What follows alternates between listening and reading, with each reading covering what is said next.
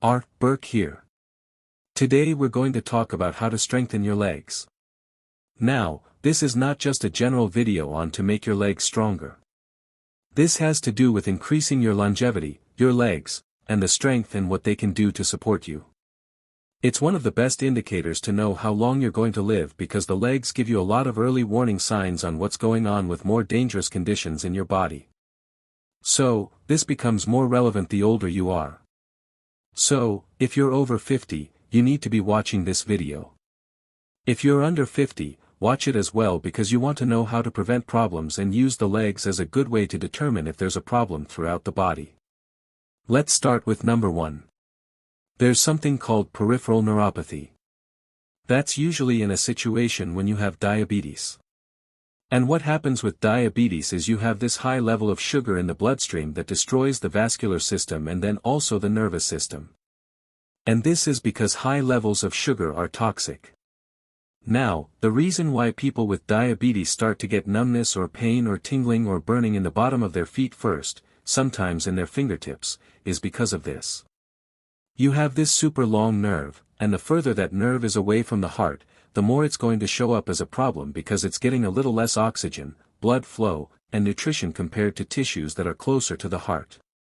When you have this peripheral neuropathy which is on the bottom of your feet, you have to realize what's going on. This is a blood sugar problem. Probably you have either prediabetes or diabetes. And normally the body has a very tight control over blood sugar. Like normal sugar in all of your blood should only be 1 teaspoon of sugar.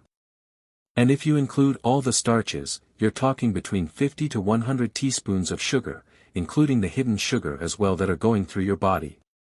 And so if normal blood sugar is 1 teaspoon, you can imagine what all that sugar is doing to the arteries and what your body is doing to remove that sugar. It's removing it like crazy with a vacuum cleaner called insulin. And so normal sugar is 1 teaspoon, but diabetes is only 2 teaspoons of sugar. And so what does all that mean? It means that the body doesn't like sugar in the blood. So it's going to remove it. But when you have 2 teaspoons of sugar, you have a problem with insulin.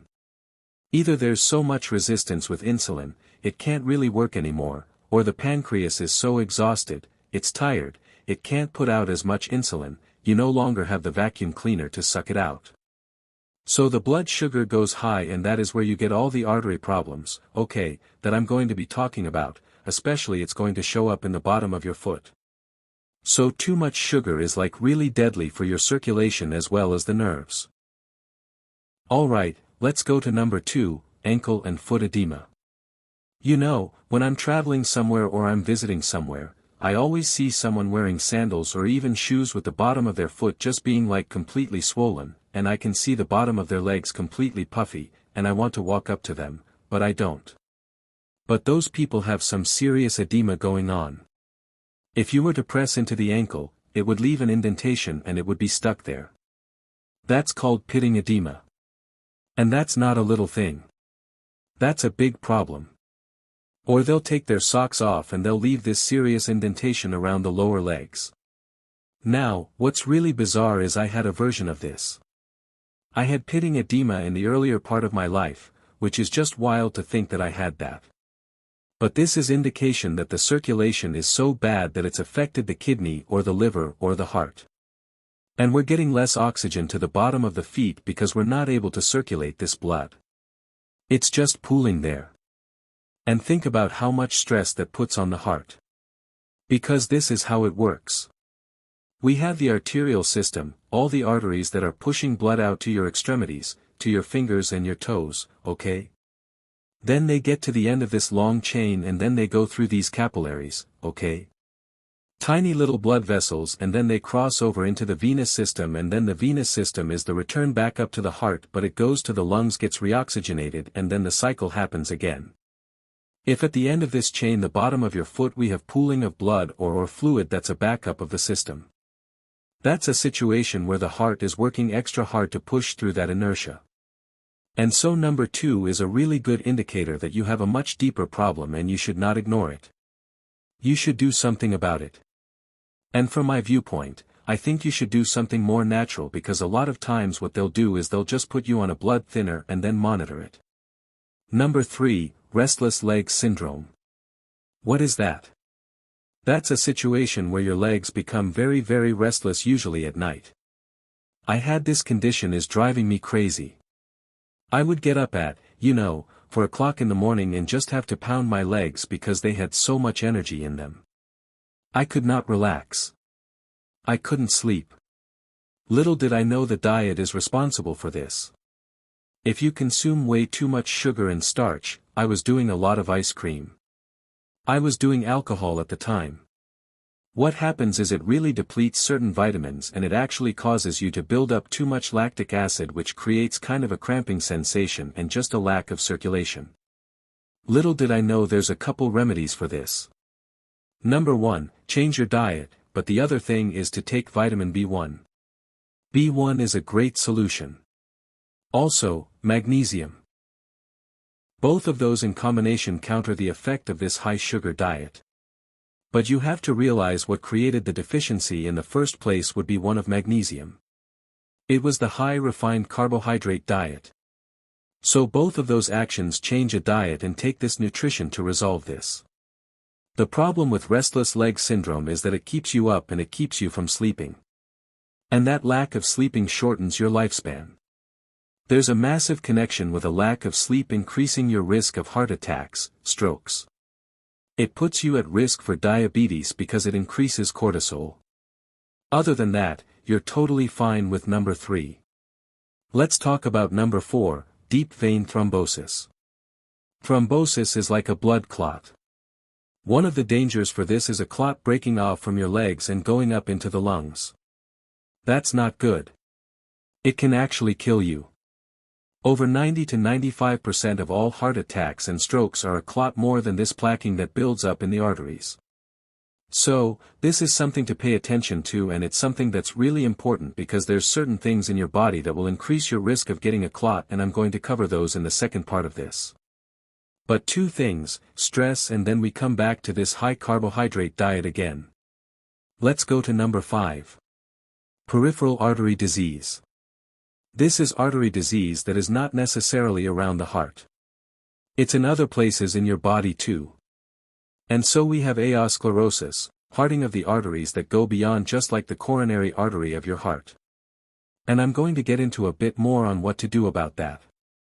But the inside of your artery has this single layer cell called the endothelial layer of tissue, and it's a very key important tissue to keep healthy because if you don't, it's going to create a constriction. You can create hardening of the arteries. You're going to create arteries that are more rigid. You're going to start creating inflammation, and then the body's going to come in with a band-aid and try to heal it with plaquing. That's the band-aid in there. But also the bigger issue is the clot formation, and that can actually break off, go into the brain and create a stroke. So a lot more people die of clots. But with this situation, we're talking about more plaquing. Let's go to number 6, chronic venous insufficiency. When we're talking about the veins, we're talking about a pooling of blood in the veins. A lot of times this is associated with being sedentary, not able to get out there and exercise, because the thing about the veins is that you need muscular movement to get that blood back up to the heart. And so many people are not moving enough, and so the venous system is insufficient. It's stagnant blood that puts more pressure on the heart because the heart has to work harder to push this blood. And one interesting thing about this is that you'll see in the lower part of the legs and the ankles, this discoloration, there'll be different like little spots. You'll see more of a browning effect. You'll see hair loss. You'll see thinner skin. You're going to definitely see pitting edema.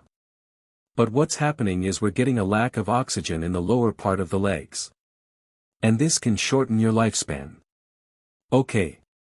And then number 7, we get sarcopenia. This is age-related muscle loss. It's one of the top predictors of mortality when you get older just by losing muscle, because your muscle is a very important metabolic organ. You have a lot of mitochondria. That's the energy factories in there. It helps you burn off sugar. And so when you lose this muscle, you lose a very important buffer for living longer. And so this is a combination of course aging, poor diet, lack of the coactors, especially magnesium and vitamin D and zinc, but also having more of a sedentary lifestyle. But it's a combination of animal protein and exercise that helps you retain and maintain muscle. But I'm telling you, as you get older, you should learn from the mistakes of others and do whatever you can to maintain a consistent exercise program as you get older and have a goal of becoming more fit every single year because you're going up against aging. But what you want to do is you want to build up like a buffer or an extra reserve of fitness that will compensate for this aging process that everyone has to go through and hopefully maintain as much muscle as you possibly can as you age. Let's first talk about type 2 diabetes. That's relating to that peripheral neuropathy that I talked about, but it's also related to a lot of the other things that I talked about because the more problems you have with your blood sugar, the more you're going to have problems with the inside of your arteries. And it's just bizarre to me that when you go to the doctor and you get diagnosed with diabetes, you're not instantly told to get on a low-carb diet. Instead, you're told, we're going to manage your blood sugar, and we're even going to give you some glucose pills. If your blood sugar goes too low, you take these sugar pills to maintain it. So, it's all about managing the downstream effects of this underlying root cause, which is basically eating too many carbs. I mean, I don't want to get sidetracked, but I will say that I don't know if this is intentional. It probably is. Everything in medicine is so siloed. It's so intentionally keeping the cause and effect relationship from being found out about or hidden. We silo doctors. They're highly specialized in this and this and this, but we're not connecting the dots between those silos. The whole system is set up not to look at root causes. They don't look at lifestyle factors. They're managing the downstream effects. And even in research, right, everything is like, well, there's an association. They can't be too positive on this causes this, or they'll say, let's do a screening for early detection so then we can get you on medications earlier. There's really no prevention going on, unfortunately. But with type 2 diabetes, you must attempt to go on a low-carb diet and do intermittent fasting, 2 meals a day or even 1 meal a day. Why? Because there is hardcore research to show that you can reverse type 2 diabetes in 10 weeks if you go low-carb. But that's only one thing you can improve. You can also improve fatty liver. You can improve your arterial system. You can improve the circulation of your legs. And definitely this peripheral neuropathy. 2 remedies that I recommend if you have peripheral neuropathy which will actually help heal the nerves on the bottom of your foot or the fingertips. Benfotiamine is one. If you buy some benfotiamine, just take 4 pills spread out through the day. It works like a charm. And then alpha lipoic acid. Both of these are miraculous as far as helping you reverse peripheral neuropathy. Now, of course, you want to get to the root cause, too. You want to fix the diet as well. Let's talk about the lymph system and the veins. So, most people that are sedentary are going to get a pooling of fluid in the lower extremities in their legs because the heart doesn't necessarily push the venous supply that happens with exercise or movement, but there's a really cool muscle. It's called the soleus. That's part of the calf muscle. This muscle is very, very unique. And there's a gentleman who actually came up with the soleus push-up. This is something that anyone can do, especially if they're sedentary or they do a lot of sitting at the computer. You could literally do a soleus push-up and create dramatic effects on your blood sugars and also on your circulation because you can actually push the blood back up to the heart and take the stress off the heart. So, it's like a second heart in your calf. What's unique about this muscle, the soleus, is it doesn't get tired. It has incredible endurance. It's very efficient. And I highly recommend you do it when you're sitting. I'm going to show you a video right now more on the person who actually developed this so you can understand how to do it. I want you to picture your ankle joint. Sometimes this is where it's good to have a friend who might put their hand both on the top of the foot and on the front of the ankle, right where the ankle is straightening up. So if you picture the foot and the ankle coming together, what you're really doing is you're just straightening that joint. You're straightening it out. And so that's the motion that you should think about. Okay. That'll help you avoid a lot of mistakes that we'll talk about later that I see some doctors putting videos up for their patients are doing incorrectly. Alright? So the next point is that as you do that, picture that you're lightly pressing against the ball of the foot, which is where the toes insert into the foot, that MTP joint. Just press lightly as you're straightening up that ankle. That's a good thing. You don't want to press too hard, otherwise you'll start to use your upper leg muscles. We want all of these muscles in the thigh completely relaxed. Then the next point is that you want to do a smooth dynamic motion. The rate can vary quite a bit. But what we really want to think about is move it such that you're going in a fluid motion like I'm doing here with my leg. It's just going up and down, up and down. Very smooth fluid motion. Okay. Don't jerk it. Okay. You don't need to jerk and pause. Again, there's some points that we'll talk about later. One last thing I want to mention about the muscles. Your muscles in a rest position only consume 15% of the energy. Your brain consumes 20% of the energy in a resting state. And so if you're more sedentary and you're eating a good amount of calories and you're thinking, oh, my muscles are going to burn these off. It's only going to just tap into a small percentage of that energy. Well, 15%. This is why it's so important to exercise on a regular consistent basis. Let's talk about sarcopenia for a second. This is a condition as you get older where the muscles start getting smaller and smaller and smaller and you get weaker and weaker. There's an interesting test. It's called the sitting rising test and I'm going to show you a video on this in a second, but this is a test that's linked into longevity. And after you watch the video, I'm going to see if you can do this. I would recommend doing it on a surface that's not too slippery, but you're basically going to go down on a sitting position and then you're going to try to stand up without using your arms. So, let me just show you how to do that right now. However, is there value to being more graceful on getting up off of the floor? Absolutely. It's an indicator of having good just strength in general, but especially your core and hip strength. So, here's what they recommend. And I'll just kind of show you as a starting point to get up off the floor without using your hands or coming up to your knees, crisscross the legs, and can you just sit down first? How far can you sit down? Can you come up here? And then what they want you to be able to do is can you cross under? And then maybe give a little bit of a push or a little bit of a swing forward, but can you come up there without using your hands? So, let's tackle that part first. If that's a complete chore for you, probably just practice just squats. How far can you take your squat down? Can you go into what they call an Asian squat? Sit down real deep in through here. Maybe keep your hands and your knees connected. I like to push my hips back. This is it looks weird. It looks kind of wild and crazy, but that's something nice to have help with that hip mobility, but just doing squats here. Maybe you find boxes, maybe a little yoga block, maybe you find a book. Can you just practice sitting on something just a little bit elevated? Keep your chest up and then come up there.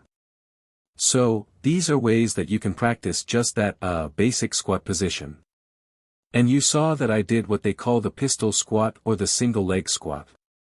You just get a chair and just practice a how far down can I go and then come up if you want to do that single leg version of it right there. Next, I've got what are called hip switches. These help with some finesse, some agility, and some mobility in the hips. First option 1, just lean back. You want to get in through here, back and forth. They kind of look like a little windshield wiper movement in here. To get this, just think kind of have your knees bent and then just fall one way. Let both knees go this way here and then let both knees go this way here. So you can use your hands for support behind you. You can try to excel past or progress past without using your hands. And then finally maybe you can try to keep a little bit more upright. So don't bend through here. Keep more upright. And then do it here. And then here, for anybody who, you know what, I don't necessarily need to be able to get up without using my hands, but maybe I could get to a knee and then come up. What you can do is keep that momentum going. We're here. And then come up here. Now, if you haven't already tried this test, put it on pause and go ahead and try it right now. And then comment down below if you're able to do it or not. Let's talk about edema for a second. I talked about that being a kidney problem, a liver problem, or a heart problem. You basically have a situation where the blood is pooling in the lower part of your body and you desperately need to push that back up with the soleus push-up as well as walking and exercising. But don't forget potassium. Potassium has a fantastic way of offsetting sodium and pushing fluid out. It's a natural diuretic and we need like 4,700 milligrams of potassium every single day. Rarely does anyone get that much. It's a myth that potassium is bad for the kidneys. What is true is if you have late-stage kidney disease, you should get with your doctor.